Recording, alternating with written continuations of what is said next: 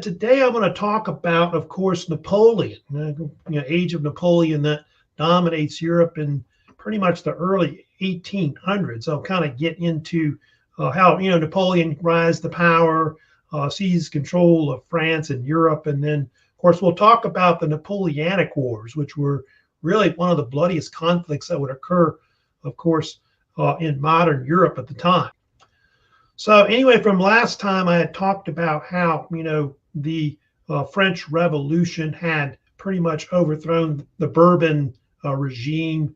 And of course, France went through a lot of reforms in the country. And then, of course, what happened was the Jacobins took over. The radicals that like Maximilian Robespierre and all that. And then what's going to happen, of course, under the Directory government that kind of comes in at the end of the French Revolution, you're going to see the rise of Napoleon Bonaparte, who, of course, was a very famous, not just a general, but you'll see a very famous French statesman as well. So I'm going to talk first a little bit about, of course, the early life of Napoleon. We'll kind of get into, the background of Napoleon, like who he was and all that. Napoleon was born in the 1760s. 1769 is about when he was born, died 1821. I think he only lived about 51 years, if you know Napoleon. And Napoleon Bonaparte, by the way, was not really French. He, of course, later would become like a Frenchman. But if you know about the origins of Napoleon, he was actually born on the island of Corsica, which is now part of France today.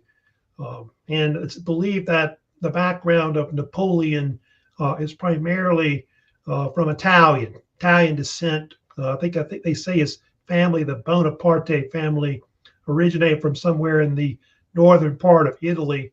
I think likely around Tuscany, I think where they originate from. And Napoleon is not, like I said later, not just a military genius. He's this modern general. He's going to be considered one of the first major modern generals of this time. He helps to really change warfare in Europe afterwards. Later, he's a statesman, like the head of the French government. And then in 1804, he also reigned as emperor. So he was later known as Emperor Napoleon I. He later has a nephew that will reign too as emperor, which is Napoleon III, which we'll get to later, I think, later in the week. Napoleon was a pretty good general. Like if you look at his military career, which lasted close to 30 years, Napoleon's win record, like his win-loss record, was almost 90%. Like not quite, but almost. And most of his battles he lost were more into the end of his career. Now I'm going to kind of get into some of the early, life of Napoleon. So you can see he was born to kind of a aristocratic family on the island of Corsica. That's an earlier painting of Napoleon you see on the right there. He later attended a bunch of schools, of course, in France, northern France, by the 1780s. So you can kind of see his rapid descent through, of course, the French army. A lot of it had to do with, of course, the French Revolution. I think without the French Revolution, Napoleon would not have been, of course, very successful. Napoleon, by the way, was later had nicknames. You probably heard about this before, but he was later known as nicknames like the Little Corporal, which was more of a terms of endearment that his troops would call him because he was kind of seen as almost like being one of theirs, like a non-commissioned officer or something like that. And then I think when he became emperor later, they called him the Little Emperor or Petit Empereur. It's kind of a myth that Napoleon was short, by the way. I think he was only average height, 5'6", but obviously wasn't very tall. That was his parents right there. You see in that picture, his father, named Carlo Bonaparte, was believed to be like a Corsican lawyer. And then that's his mother on the right, Letizia. Letizia, of course, he was very more closer with. I think he kind of saw his father as more of a scoundrel, but he saw his mother as being really the one that was the head of the family.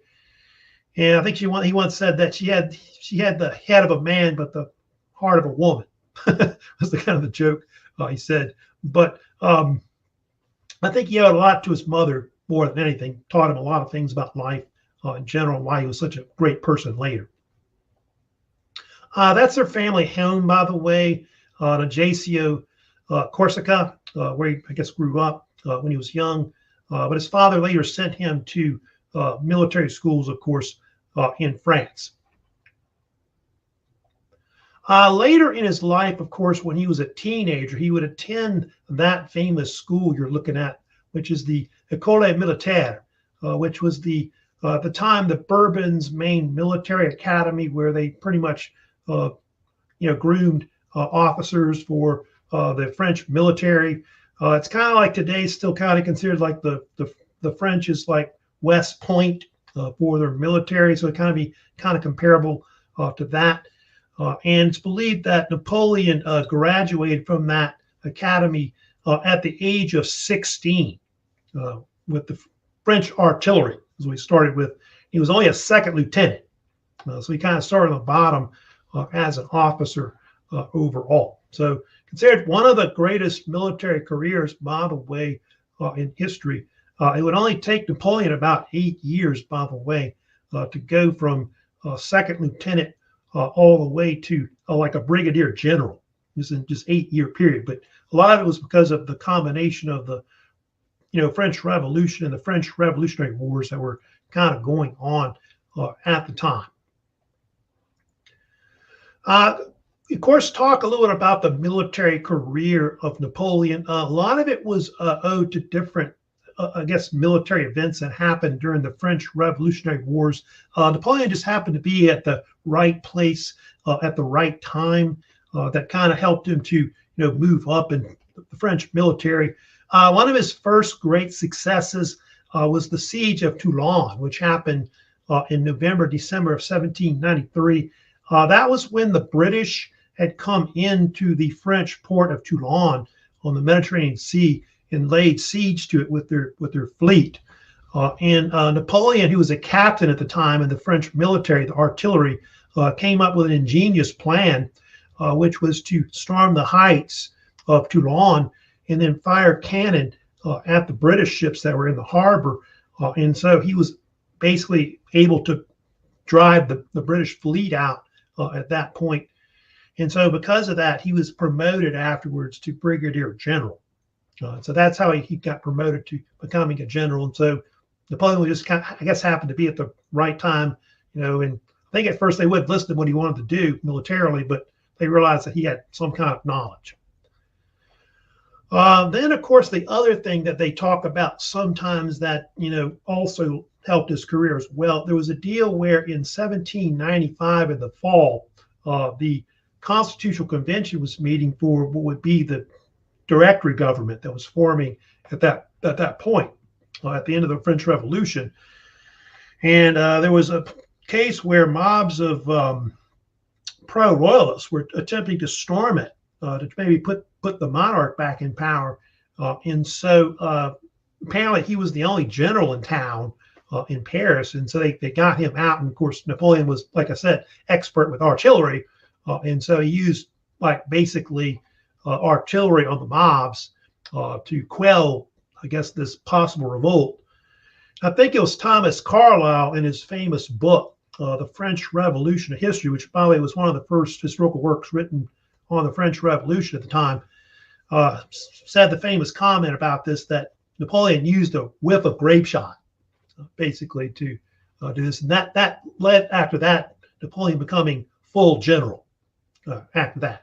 So then, of course, if you know about this, Napoleon also met what is Josephine. If you know about her, her real name is Josephine de Beauharnais. Actually, she was called Rose, but Napoleon called her Josephine. And she was the former mistress of Paul Barras, one of the directors, in the Directory government that was running. And so that was kind of important about that. A little bit about her. Josephine was a French Creole. She had been born in the Caribbean on the island of Martinique. Her husband had died on the guillotine, so she was a widow. But she had a lot of influence in the actual French government. So they think that that's part of why Napoleon was able to rise to power because of her influence. I think she married him because she needed someone to support her financially or whatever. and she was actually a few years older than him, which is true about that. And I think there's a debate about if she really liked him or not, because if you know about it, Josephine cheated on Napoleon several times, but Napoleon had many, mistresses. I forget how many he had, girlfriends, mistresses, but it was, I think, over 30 or something at one point. Later, he had a second wife, and she'll be later his first empress consort, 1804 to 1810. Napoleon later does have a second wife he marries, which is Marie Louise, who is the Duchess of Parma. She was the daughter of the Emperor of Austria, which was Francis II. He was Holy Roman Emperor as well. And he'll be later his father-in-law. It's kind of a tragic story about that, but later in the Napoleonic Wars, they end up, fighting each other in the Napoleonic Wars. But she was the only one that gave Napoleon a legitimate son, which was Napoleon II. He was called, and Napoleon called Napoleon II the little eaglet, the little eagle. I think he died young, if you know about that, Napoleon II, which was 21. He was later called Emperor Napoleon II, but he never really reigned. All right, let me talk about what happened next. Now, what happened, of course, at this point was that Napoleon was then given command of a new army to basically fight in the French Revolutionary Wars, which I think Paul Barras was behind there on that picture on the right. And he was commanding this army that was called the Army of Italy from 1796 to 97. And he used this army to cross the Alps into northern Italy and fight against Austria primarily. And there's also this other state called Sardinia, the Kingdom of Sardinia, or Piedmont Sardinia, which was in the northwestern part of Italy in the Alps. And this was all part of the so-called First Coalition that was fighting France at the time in the French Revolutionary Wars. Britain, Austria, the Holy Roman Empire, Prussia, Sardinia, the Dutch, all these different countries were arrayed against France, the French Republic at the time. And Napoleon was actually very successful in this Italian campaign, which mostly happened in 1796, where he fought them up in the Alps. And in several battles, Napoleon just clobbered the coalition side, defeating, I think, first the Piedmont Sardinian side, and then he drove the Austrians back into Austria, drove them out of Italy, pretty much.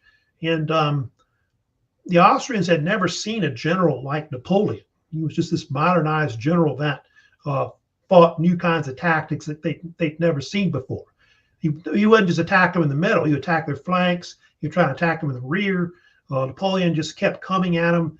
He would attack any kind of conditions. If it was raining, snowing, whatever, nighttime, he would attack them. I think usually in the old days, if you got an army in check, they would just let the general back off, but not in this case. He would go after him instead. There is a battle called the Battle of Lodi, you see there, May 10th, 1796. It's after that battle that Napoleon really starts to become a legend, and a lot of his troops start calling him the Little Corporal. And so 1796, I want to say up to about 1812, 1813, Napoleon's almost unbeatable on the battle. He loses very few battles, a period of like 15 years. There was a treaty, of course, I'll go into a little bit. They had this thing called the Treaty of Campo Formio, of course, October 1797, that ended the First Coalition War, which eventually Britain will kind of be the only power fighting that. And so that's going to force Napoleon to eventually, like with the French, create new tactics to try to knock the British out of the war. I'll get to Italy later, but there'll be a kingdom of Italy that'll kind of emerge in northern Italy because Austria's not there anymore. That won't be until a little later when that happens. Napoleon had this idea with the French to invade Egypt, which, you know about this, the British traded a lot with India and the Ottoman Empire in the East.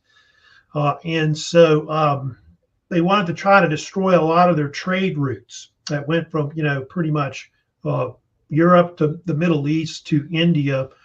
And so this was all part of another conflict they called, that was part of the French Revolutionary Wars. That was the so-called War of the Second Coalition. That began like in the summer, they think, of 1798. And so about 40,000 troops, Napoleon landed forces in what is Egypt. I'll get to Horatio Nelson. He's kind of pivotal in that campaign as well on the British side. That's there. Napoleon has about 40,000 troops that they bring with the French Navy, which they land in the delta of basically where the Nile is in Egypt, modern Egypt today. And in Egypt at the time, Egypt was defended by these forces that were called Mamluks, which were mercenaries of the Ottoman Empire. And they were really, they couldn't match, Napoleon's forces. And on July 21st, 1798, Napoleon's forces just crushed their armies at the Battle of the Pyramids. July 21st, 1798, which took place near Cairo. And then from there, Napoleon was able to then march on basically was Cairo would take it. And so he would occupy Egypt and later part of Syria from 1798 to 99. However, if you know what happened, Napoleon's forces, though, was his navy was badly defeated when he was in I think part of the Delta. And in August, I think August 1st to August 3rd, Horatio Nelson, who had been trying to search for basically the French's naval force, sailed into the delta of the Nile basin and trapped his forces and sank or destroyed most of the fleet. Like something like about 13 ships or so were either captured or destroyed by the British. And it was either called the Battle of the Nile, which is what the British called it, or I think the French called it the Battle of Abercrombie, which is in the Nile Delta. And Nelson became a big hero, of course, after that. Horatio Nelson, you go back up here, of course, was a big figure, in the naval aspect of the Napoleonic Wars. He would later be known as Lord Nelson, of course, or Admiral Nelson as well. He would later be pivotal also in the Battle of Trafalgar in 1805 as well. So yeah, that was the only thing about that with this, of course, fleet being trapped. Pretty much his whole army's trapped in France after that because of this. Napoleon does have this deal where, if you know about it, he did actually go up into if you kind of study about Napoleon's forces, he does actually invade Syria. He had this idea, they think, to maybe conquer Palestine and maybe emancipate the Jews in Europe and allow them to live there as a homeland. It was kind of an idea he had. This would also help to hurt the British trade routes also in that region, but that actually failed later. His armies were unable to take like the city of Accra, which I think was in northern Israel at the time today. And then his troops were riddled with bubonic plague as well, which was, of course, another problem, of course, as well. Of course, the most famous thing they always talk about with Napoleon in Egypt, his troops discovered what later became known as the Rosetta Stone, which was found by this French soldier named Pierre-Francois Bouchard, who found it in like this fort in the delta part of the Nile Basin, a little town called Rosetta. It was found actually within a fort called Fort Julian. And he pulled it out, and it was like a half-ton stone that had an inscription on it from the time of the Ptolemaic dynasty in ancient Egypt. And so with that, within a few years, within like I think 2 decades or so, eventually the French were able to, one of the first to translate the Rosetta Stone. A man named Jean-Francois Champollion, which you see in that picture there. And Champollion was the one that would translate it first, I think around 1822.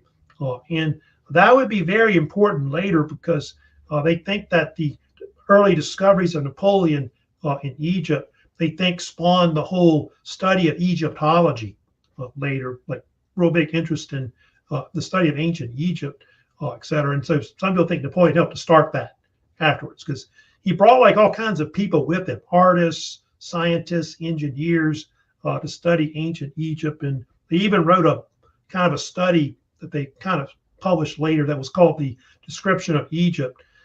And Napoleon really thought that there were secrets about Egypt that they could learn.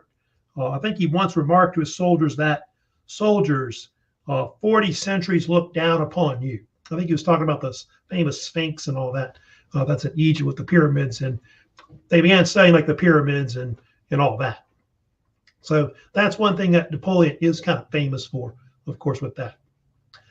Now, what happens, of course, later, Napoleon eventually returns to France in 1799. And as you saw, of course, in that little short video, with a military, he's using the military pretty much. Napoleon would eventually overthrow the French Directory government, the so-called coup of 18 Brumaire, because remember, they're still using that old French revolutionary calendar at the time, which I think the actual official day is November 9th, 1799. That's when it's at. And so he uses people that are actually in the government to overthrow the kind of coup within a coup, like I said, to overthrow the government. At first, it was going to be like a government of shared power with several politicians, but Napoleon then basically takes over the government, and it becomes more like a dictatorship.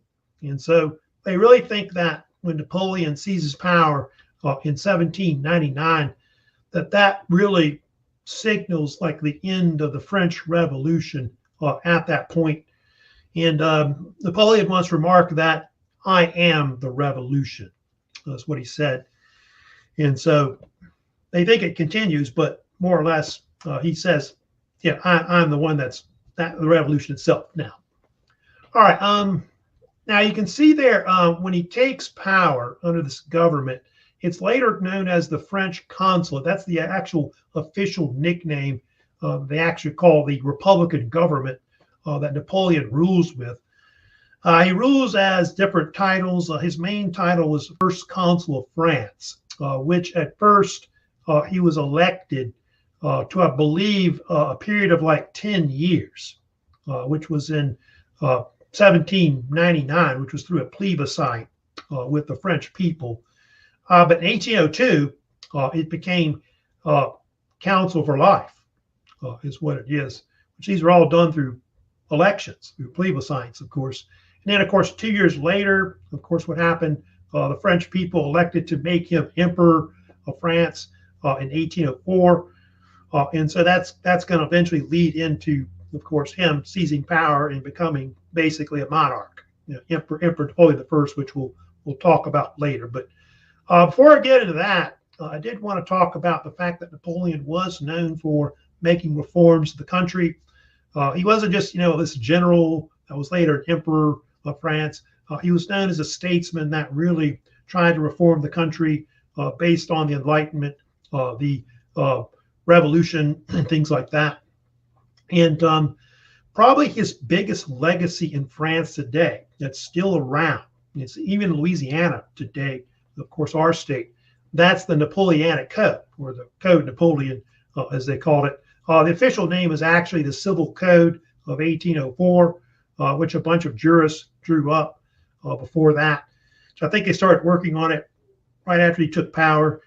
And the Napoleonic Code is a French civil law code system that was developed under Napoleon, signed by him into law in 1804.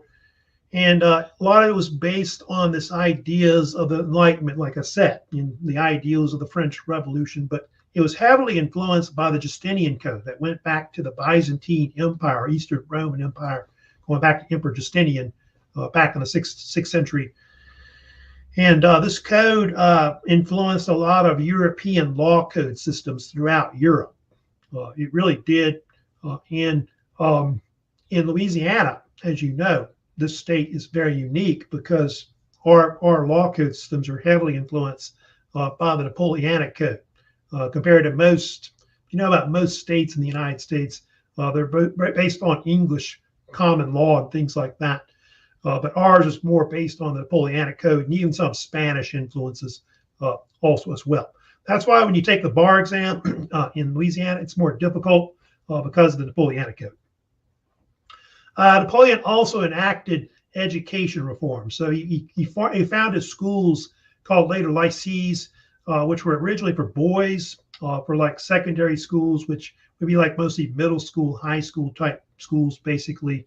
And later it was also for girls added as well. So that's something he did too, trying to reform education and make it more compulsory on things like that in the country.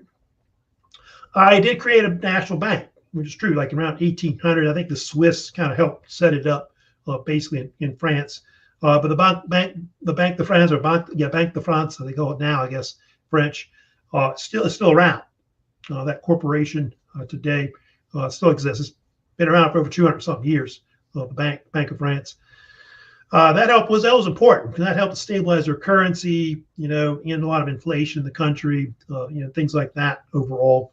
And then he restored the Catholic Church. That's one thing that's very famous as well, with the Concordat of 1801, which he made with the Pope at the time, which was Pope Pius VII. And this particular agreement made that, the Catholicism the main religion of France again, but in France, anyone could practice any religion. So people had freedom of religion. And if you know about Napoleon, he was pretty much one of the first major rulers of Europe to start emancipating like Jews and other kinds of people. I think he didn't have too many negative things to even say about Islam, believe it or not, Napoleon. So, also another thing that Napoleon did, which I think indirectly he did, if you know about this, the French had developed the metric system, if you know about that, in Europe. And that system later spread throughout Europe, which a lot of it was due to like French conquests and during the Napoleonic Wars and all that. And that'll become more important as a measurement system more than the British measurement system, the imperial system that they have, today overall. And so basically, the meter, the gram, the liter, things like that become, the basic measurements that you have in Europe instead of the inch, foot, ounce, pound, or things like that. So overall. Oh, and there's one more thing I do admit that's still around today that Napoleon also created, which is the Legion of Honor, which he founded as well. And this was a type of merit system that he created to honor like citizens of France that did good for the country, soldiers that were brave in battle and things like that.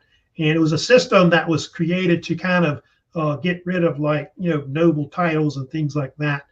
And it had like 5 ranks to it, by the way, which the highest rank was the Grand Master, which the president of France holds today. And you were given rewards like money for achieving a certain rank, and then also medals, which president of France usually is the one that has the Grand Cross, which is the highest medal that you could, of course, achieve. Now, Napoleon, as you know, is eventually, coronated as Emperor of France. Happened on December 2nd, 1804. Of course, very famously happened in Notre Dame, famous cathedral in Paris that burned in 2019. Most kings weren't crowned there, by the way. They're crowned at that other, I think there's another Notre Dame cathedral that's also cathedral that's in the eastern part of France. But anyway, that ceremony was kind of controversial, if you know about it.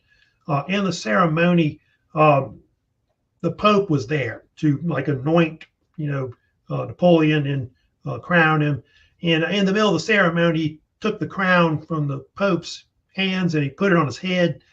And then he put the crown on his wife's head, of course, to make her Empress Consort, but it was actually planned to do it. But I think Napoleon made this remark once that he said that I found the crown of France in the gutter. I picked up my sword and I put it on my head. That's the famous quote or something like that. So anyway, but yeah, Josephine is also, like I said, she's crowned as his empress, and she'll be his empress consort until 1810. it is. So there's Napoleon. Of course, on the right, you see Napoleon kind of dressed as like he's like a Caesar or emperor, of course. Here's, of course, him on the left, more dressed as like a general. You can see the Grand Cross. You see on the left side of his chest there, like close to his left arm, you can see the Grand Cross, which is that medal that the Grand Master would receive, now the President of France. Now, the only thing about Napoleon was that Napoleon, when he got crowned emperor, it spawned a bunch of these wars they now call the Napoleonic Wars, which really start as far back as 1803, they think, go up to like 1814, 1850. And these wars, by the way, were the series of bloody conflicts, which were considered some of the bloodiest conflicts of really the 19th century that you have. It's because of the fact that they think that close to 3 million soldiers or more may have died fighting throughout Europe, against Napoleon or for Napoleon also as well. And so I think there's not too many other conflicts that are as bloody. I think you got the Crimean War that was fought kind of in the 1850s. Yeah, the American Civil War was pretty bloody in the United States in the 1860s. I think maybe the Franco-Prussian War was another war that was kind of bloody as well, but they don't really stack up, as violent, as this one was, of course. And it took place over a long period of time overall, because like a lot of those other wars were kind of short compared to these wars. Part of why the wars were fought was because Europe, there was a bunch of coalitions that were arrayed against Napoleon. Britain, Prussia, Russia, Austria, the Holy Roman Empire, Sweden, Spain, and a few others at one point. Portugal opposed the French Empire. And almost got to the point where everybody was opposing his empire. It's kind of like what happened with Hitler. Hitler was ganged up by a bunch of allies against him. And he had some alliances, but they were kind of weak with him. And but Britain was the major power that really kept the Napoleonic Wars going. They're the ones that pretty much put up most of the money, of course, to fight against Napoleon overall. Here's kind of a map showing you, by the way, on the left there. You can see all the territories at one point that Napoleon either took over or states that were under Napoleon's control. So good chunk of Europe from like Spain, Portugal, France, through Germany, all the way to Poland at one point were under his control. And also Italy, Kingdom of Italy at one point formed during that time period as well. And part of why Napoleon was unbeatable during that period was Napoleon devised this army that was called La Grande Armée, which of course stood for the Great Army, which Napoleon liked to call a lot of things great.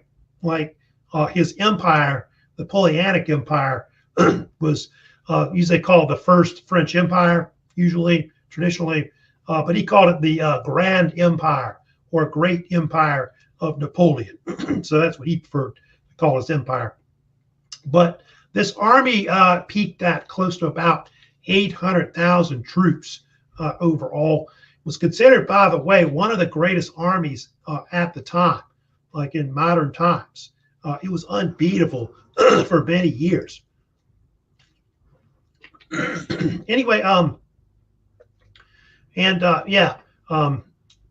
part of why Napoleon was able to, conquer so much territory and be so successful militarily was because in 1803, if you know about this, the French had obtained Louisiana from the Spanish in 1800. And so Napoleon had this idea to conquer the New World also as well. But what happened was they had this thing called the Haitian Revolution that broke out in Haiti, in the Caribbean, and he lost Haiti. And so he decided to sell Louisiana. He didn't want to give it to the British, who were in Canada. And so he sold it to the United States. You know about this so-called Louisiana Purchase, 1803. And he sold it for $15 million. And that money is going to be pretty important, by the way, because he'll use it to develop the Grand Army to fight the coalitions in Europe overall. By the way, the United States acquired the total area Louisiana purchased for, it was 828,000 square miles, or if you want acres, it's 530 million acres. That's a lot of land, which I think at the time was around maybe 2 or 3 cents an acre, which I think in modern times it was, I think, equivalent to like 40 to 50 cents now, but pretty good land purchase that we made with that. And it, as you know, doubled the United States, the size of it, of course, afterwards. Now, Napoleon, of course, had this idea, of course, which was to try to defeat the British, to knock them out of the war. Of course, I'm going to get to the Battle of Austerlitz in a second with that. But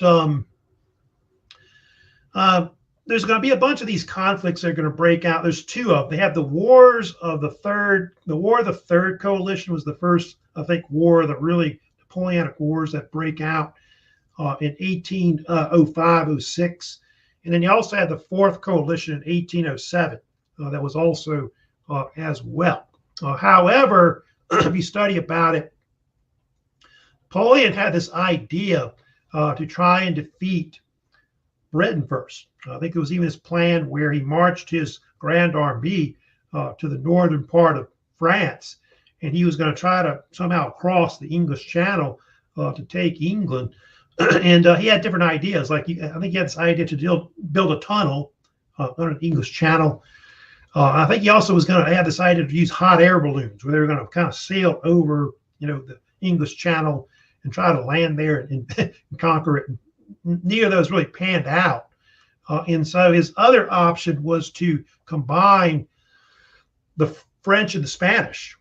I think Spain was kind of still, supportive of France at that point, 1805, the Bourbons. And so anyway, they combined their naval forces, and they were going to try to take control of the English Channel and then maybe take England after that.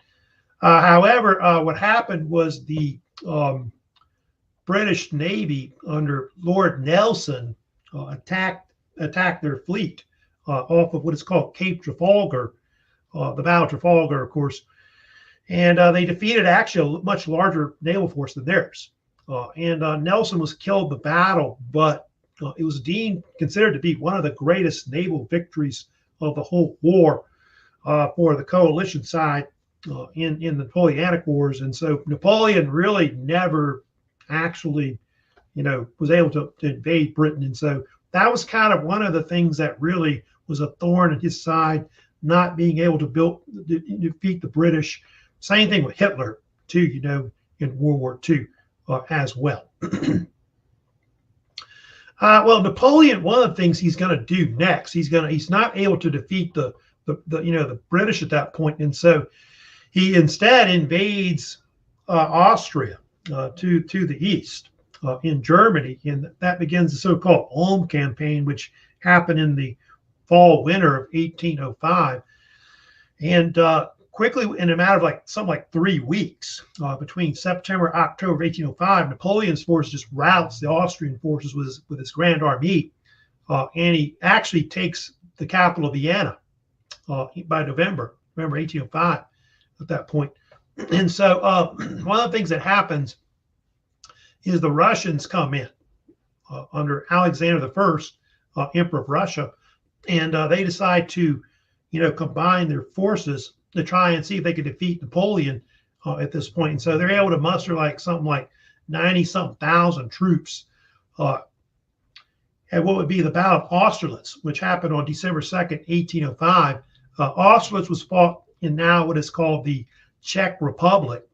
And this battle had a nickname. It was later dubbed the Battle of the Three Emperors because of the fact that you had three emperors present in the battle. Napoleon, who was, of course, Emperor of France, but you also had the Emperor of Austria and Holy Roman Emperor Francis II, and then also Tsar Alexander I, or Emperor Alexander I, who was the ruler of Russia. So that's basically why it was referred to as being called the Battle of the Three Emperors. And this battle is very important. The Battle of Austerlitz is considered to be really Napoleon's greatest military victory. And even though outnumbered in the battle, Napoleon's forces inflicts heavy casualties on the Russian Austrian forces, who get like routed. Basically, like 2/3 of their forces was either captured or killed or wounded in the battle. And Russian Austrian forces suffered like something like 36,000 casualties in the battle, almost half their army, not quite. And then the French only had 8,000 casualties. It was such a rout of Austerlitz. And Austerlitz is a battle which was kind of this kind of famous battle that's really compared with battles in like ancient history, like Gaugamela, I think is one you may have heard of, or the Battle of Cannae, which Hannibal was famous for. Later, Napoleon would commission the Arc de Triomphe in Paris being built, which would later be built to honor a lot of the soldiers that fought and died, not only in the French Revolutionary Wars, but in the Napoleonic Wars. And later, they also added a tomb of the unknown soldier, which was put there, who died in World War I. And so that's a very famous landmark today, of course, in Paris. But I don't think it was completed later until, I want to say, the 1830s. But it was basically an idea that he put there originally, like a victory arch celebrating battles like Austerlitz.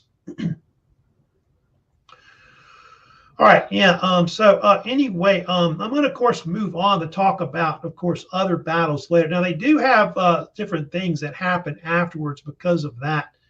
Because of the fact that Austria gets defeated in 1805, that leads to the collapse of the Holy Roman Empire by 1806. And so afterwards, Francis II becomes Emperor of Austria, I think is his official title that he goes by later.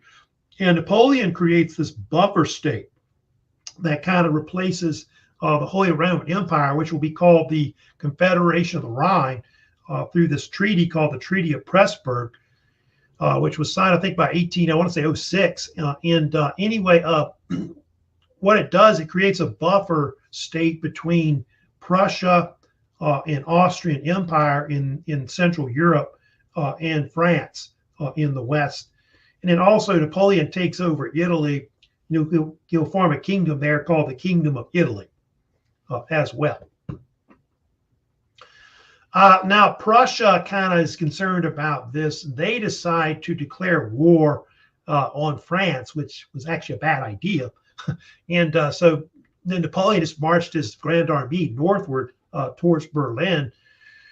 And so I think it's in October of 1806, Napoleon's forces basically routs the Prussian forces under Frederick William III at two battles, one called Jena, another battle called Arstadt. And after that, Napoleon then takes their capital as well. And that's kind of bad for them. Prussia's going to get knocked out of the war at that point. And they won't fight in the war again until 1813. So Prussia getting involved in the war was probably not a good idea at that point. And a lot of their soldiers will be forced to be enlisted into a lot of Napoleon's armies that fight in Europe afterwards. Now there's Russia left, of course, in Europe at that point to fight Napoleon. So Napoleon pushes eastward to fight against Alexander's forces, like in part of East Prussia and Poland. And they fight one pivotal battle, which I think now is where Kaliningrad is in northern Central Europe, which is the Battle of Friedland, which happened on June 14th, 1807. And Alexander's forces are routed in that battle, like losing over 40% of his forces.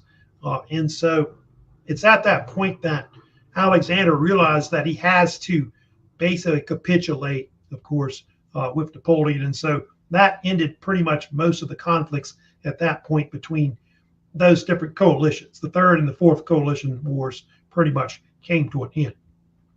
Now, they do sign a treaty between them, which is true, which was called the Peace of Tilsit, was signed in July of 1807. I think one was signed in the middle of a river called the River Niemen, in the middle of a raft, where actually Alexander I and Napoleon met to hammer out agreements between them. And then he also met with Frederick William III, like the king of Prussia as well. And what it did was it forced the Russians to align with France, to become an ally against the British at this point. It also allowed the Russians to kind of free them up in the east if they want to fight, I think, the Ottoman Empire or something like that. But it kind of created their spheres of influence, where Napoleon would control Central Europe in France, and then Russia would control the east, basically. Oh, another thing that's famous about the Peace of Tilsit was it also created these buffer states that were there. I didn't want to talk about. Kingdom Westphalia was created in Western Germany, which he put his brother on the throne of it, which was Jerome. Jerome Bonaparte was put in power there. The Duchy of Warsaw was created, which was this idea of a Polish state that Napoleon believed needed to be in Europe. And so he created that. And then he also created the so-called Free City of Danzig, which is now part of northern Poland today. So that's one thing about Napoleon. He created all these different states throughout Europe, and he even put a lot of his relatives on thrones. Like he had another brother named, I think, Joseph, that he put on the throne of Spain at one point, which was kind of controversial as well. Now, the only thing about Napoleon was that his empire didn't last long.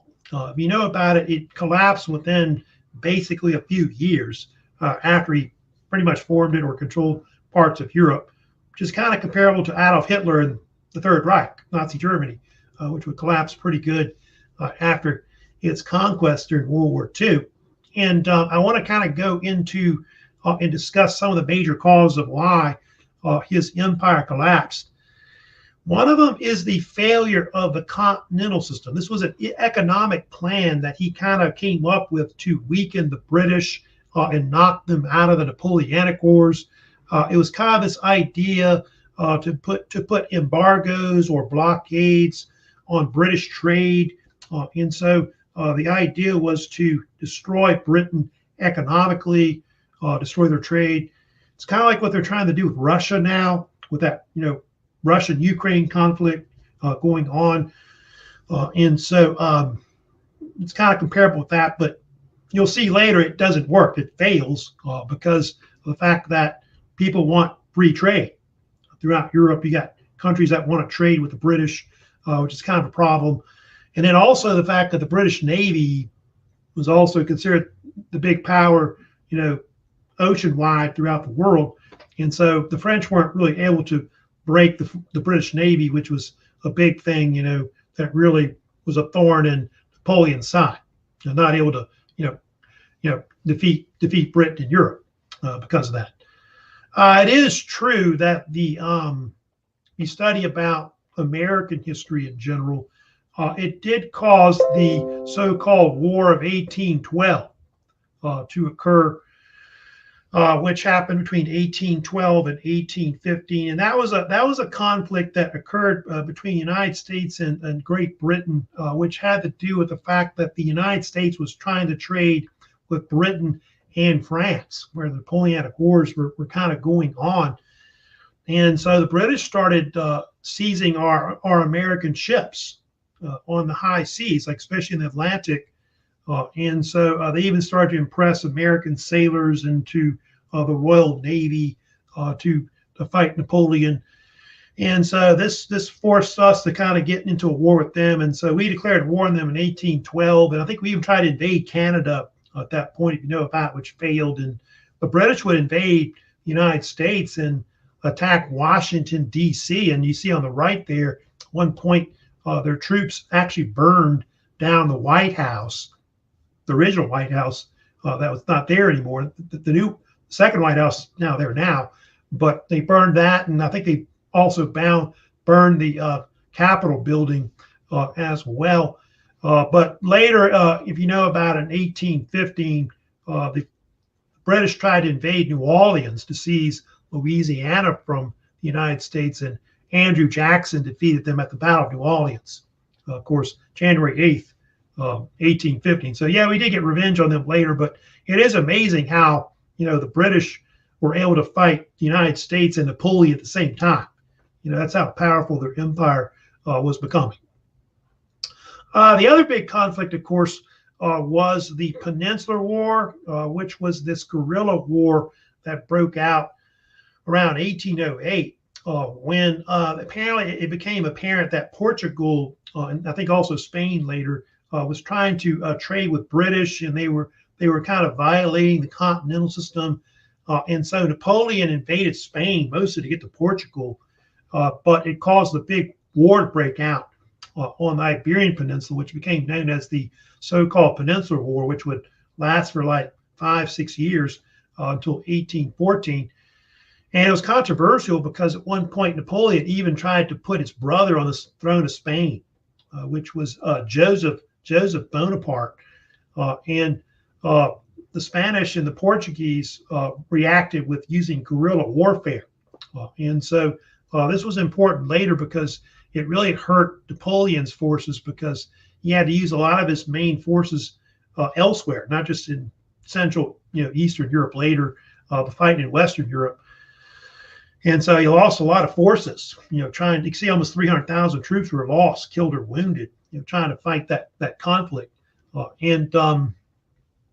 The Spanish and Portuguese, especially the Portuguese, were backed by the British. They came in to Portugal, like Lisbon, and under the Duke of Wellington, Sir Arthur Wellesley, they began to give them direct military aid that'll kind of help to defeat, Napoleon later. And there is one thing that's very famous about the Peninsular War I did want to mention about. It did actually spark Latin American revolutions, of course, in the New World. And so a lot of the colonies, the Spanish and the Portuguese, eventually would rebel.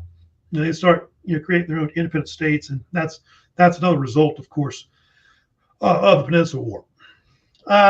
They've made paintings of the Peninsular War as well. There's that one you may have seen right there, Los Trios Mayo, 1808, which was done by Francisco Goya. That showed kind of some of the atrocities that the French troops created, where they killed like civilians and things like that. And so that was one kind of bad side, of course, of a lot of these conflicts of Napoleonic Wars, the fact that there was a lot of atrocities that were committed, but it's not as bad compared to, say, World War II or something like that. Of course, the big thing that caused Napoleon's downfall, as you know, was his invasion of Russia, which happened, of course, in 1812. And of course, considered one of the largest invasions, of course, in history so far at this point. Napoleon would eventually invade Russia in the summer of 1812. I think June 1812 is when it is. And I do think at one point his forces may have amassed, they think, at least close to 500,000 or more into Russia. And the reason why Napoleon invaded Russia wasn't necessarily that he wanted to conquer it, like, say, Hitler did in World War II, but they believed that Russia had violated the continental system too in 1812.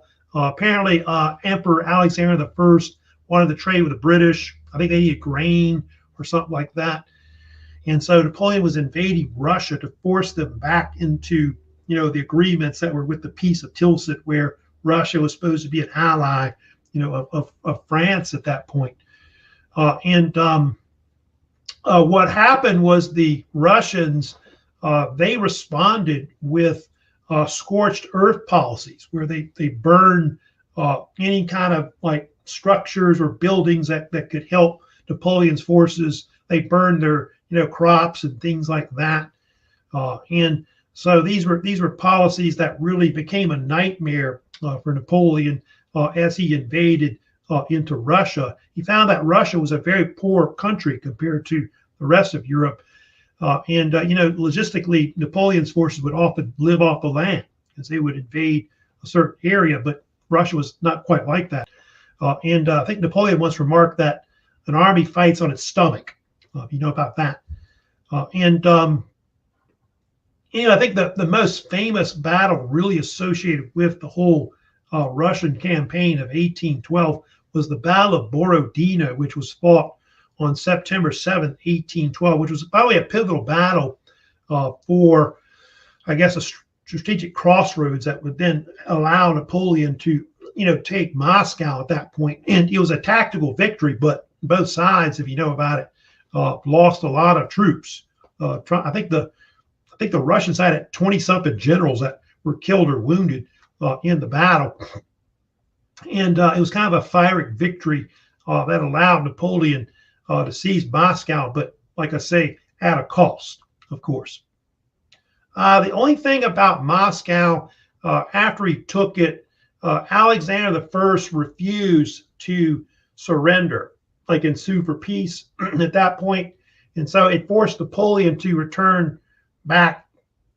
Napoleon had to return back to Poland at that point in the wintertime, like the Russian winter at that point.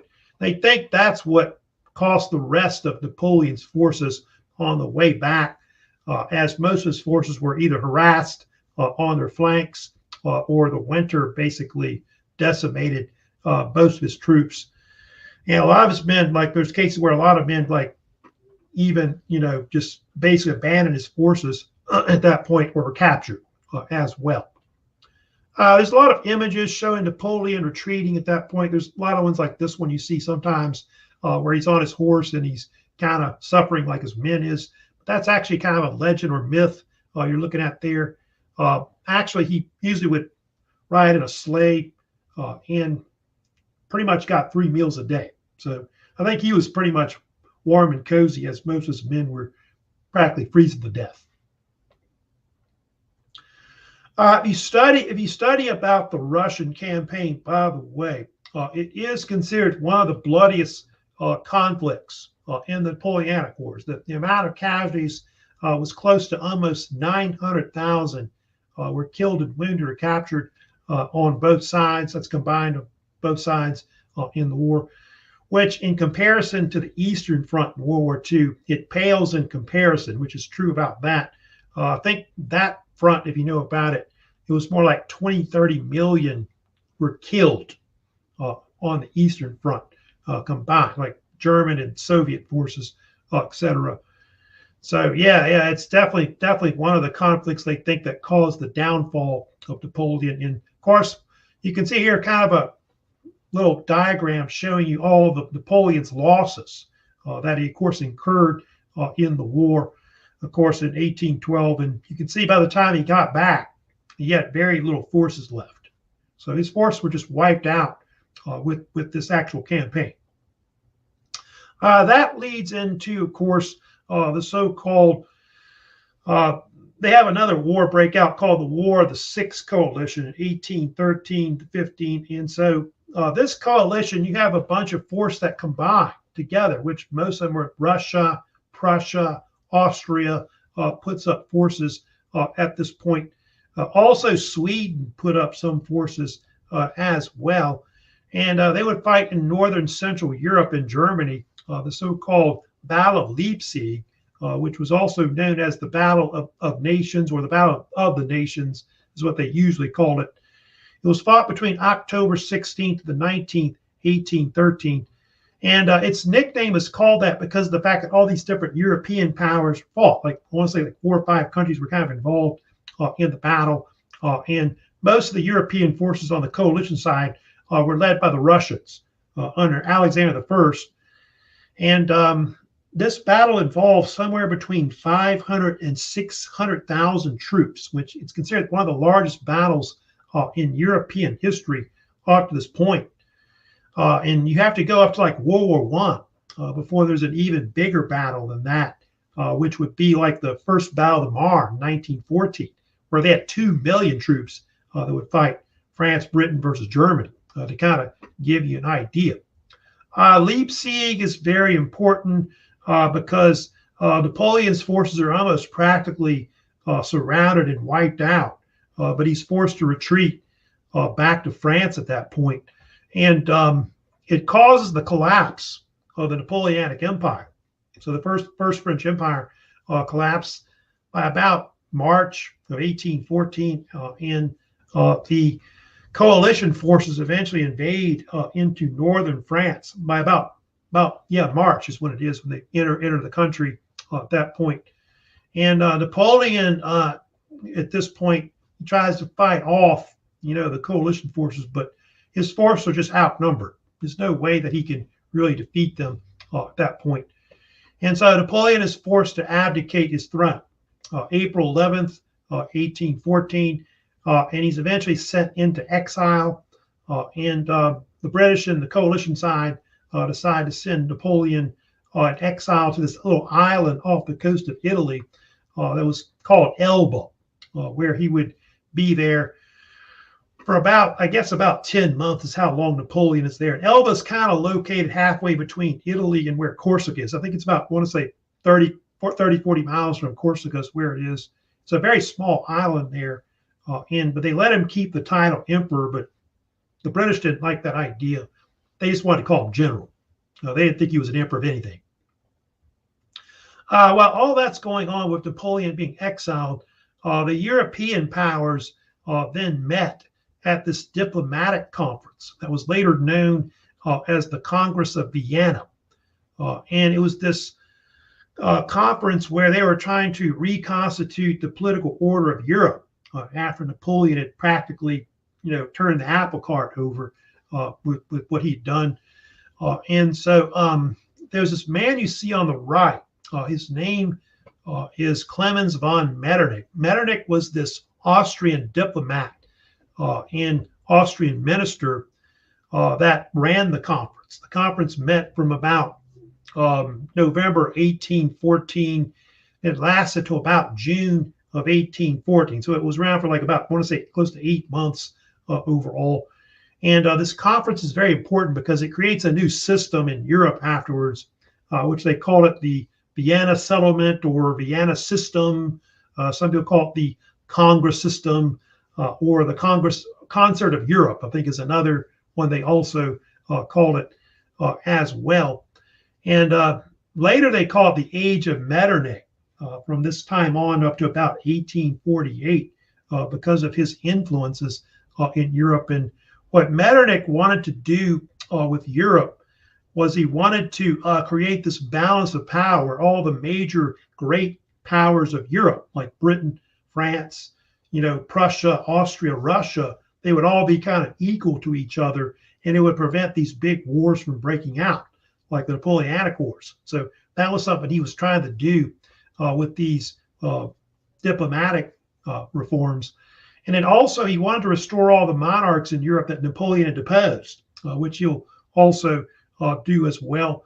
And so you can see here it was an establishment of a conservative order. They were kind of staunchly, against the ideas of republicanism, liberalism, radicalism, things like that, that had been pushed in Europe by the revolution and Napoleon. They certainly were against nationalist ideas, which Napoleon was kind of pushing also as well.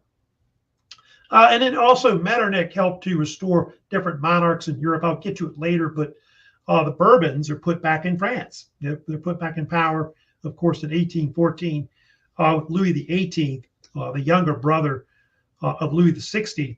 And so they'll reign again up to like 1830, and he reigns for about 10 years, Louis XVIII. I'll get to that later. We'll kind of talk about what happens to the Bourbons when they come back into France at that point. But yeah, those are all the different goals you can see that he was trying to do with the so-called Congress of Vienna. It does kind of help to create peace in Europe, at least for a while, but also from British influence because of the British Empire as well. Here's kind of a map showing you too what kind of Europe looks like afterwards because of the Congress of Vienna. So it kind of creates a balance of power between all these different countries, which the main ones were France, Austria, Prussia, Russia, Britain. Of course, you see, of course, with that map. There was something he did develop that's famous, Metternich. They had this thing called the German Confederation. I'll get more into later, but it was kind of created to replace the Holy Roman Empire, which was a federation of German states where it included like Austria, Prussia, Bavaria, and others. That Saxony, I think, was in it as well. So all these different areas, countries that were in it as well. It was kind of like this replacement of the Holy Roman Empire, but a lot of historians see it later as a precursor to like what would be Germany in the future. But you'll see later Germany is a country that's created minus Austria, of course, in it. And it did have a parliament, like a parliamentarian diet, which I think was called the Federal Convention.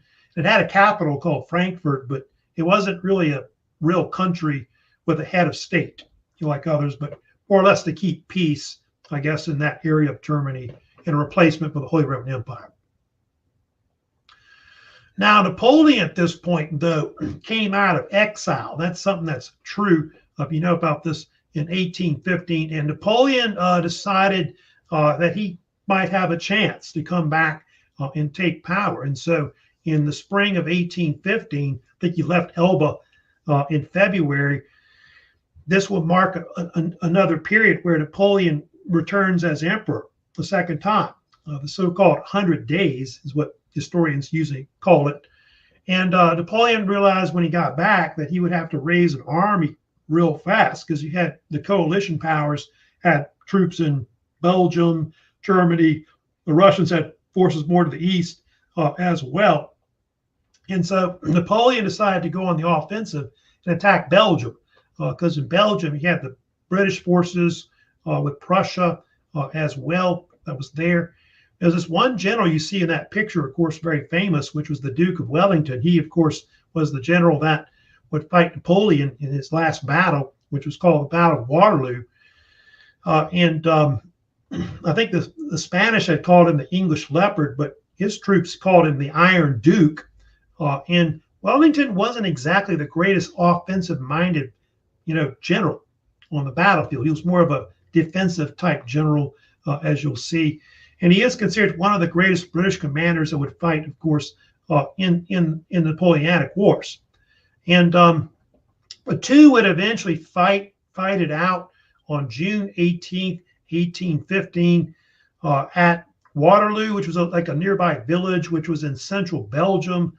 It mostly he fought the British forces of the Duke of Wellington. But you also had the Prussian forces that were coming up the road as well, which I think Wellington had about 68,000 troops. And Blücher, Gebhard von Blücher, who was a Prussian general, had about 50,000 troops as well. Napoleon had about 70-something thousand troops. And if Napoleon had to fight both his armies, there's no way he'd be able to fight him, and he would get easily defeated. And so what Napoleon did at Waterloo, here's actually the site of Waterloo now, which is like mostly a crop field that you're looking at in central Belgium. Napoleon decided he had to attack Wellington before Blücher came up there with his forces. And so he decided to do a bunch of charges in the middle of Wellington Center with like cavalry. And then later he brought up his so-called Imperial Guard, and they basically cracked, and his whole force collapsed at that point. And so Napoleon's forces were basically routed on the battlefield. And so what it's going to end up doing, 4 days later, Napoleon's going to have to eventually abdicate again, and he goes into exile after that. So I'll get to it later, but he gets sent to exile in the Atlantic to an island called St. Helena. Today at the Waterloo site, there's a famous mound they built there. It's called the Lion's Mound. It was put there by the Belgians, I believe, to honor some of their soldiers that fought with Wellington there. He built this artificial mound with a lion on top of it. It's kind of controversial because it kind of messed up the field of battle, that was there originally at Waterloo. Now, I think there was a story in the 1820s where Wellington went there to look at the battlefield, like where he had fought back in 1815. He was kind of upset by it, and he said something like, "What the hell they did about battlefield?" or something like that. And so he was pretty angry about it. But Waterloo is, of course, considered to be the whole turning point of the Napoleonic Wars. And Napoleon was pretty much finished. And today, the word Waterloo now means a decisive defeat.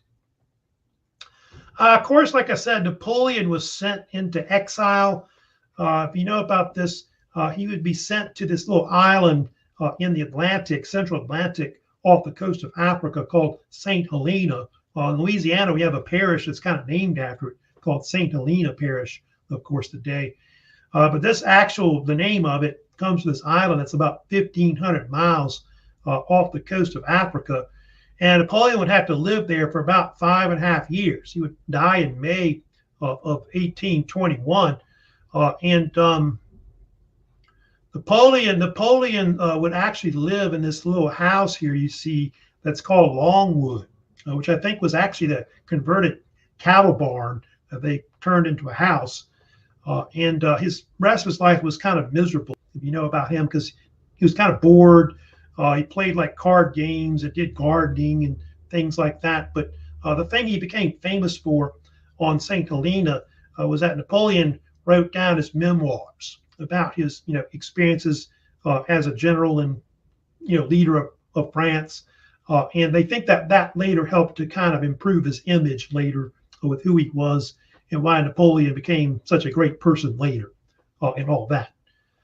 He later died in May of 1821. He was only 51 years old.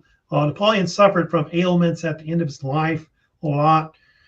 And it's theorized that he died of stomach cancer because they think that's what killed his father as well. But I know for years that they've speculated that Napoleon may have been poisoned or something like that as well.